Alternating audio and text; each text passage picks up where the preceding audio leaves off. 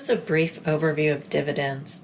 There are three types of dividends that are covered in this module: cash dividends, property dividends, and stock dividends.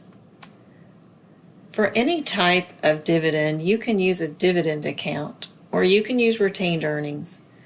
Dividends is a temporary account that gets closed into the retained earnings. Remember that they are not part of the income statement. Dividends are not.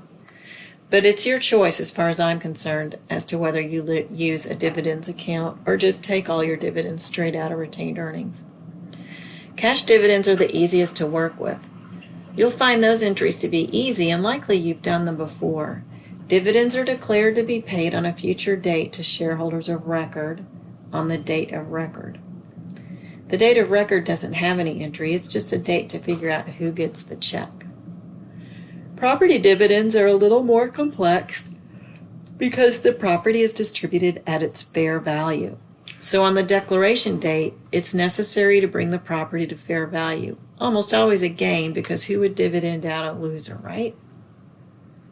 So the first thing you have to do is adjust the property by debiting the property account and crediting a gain account on the income statement.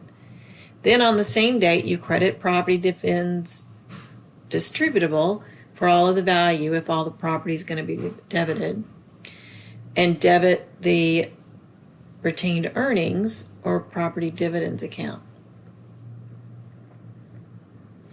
On the payment date, the property comes off the books. Stock dividends are handled in different ways depending on what percentage of the stock is paid out in dividends. If the dividend is considered a small dividend, meaning that it's less than 25% of the outstanding shares, and a dividend is considered a large dividend if it's greater than 25% of the outstanding shares.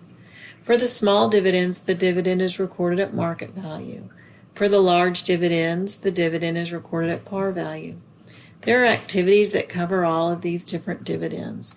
As always, ask questions when you have them.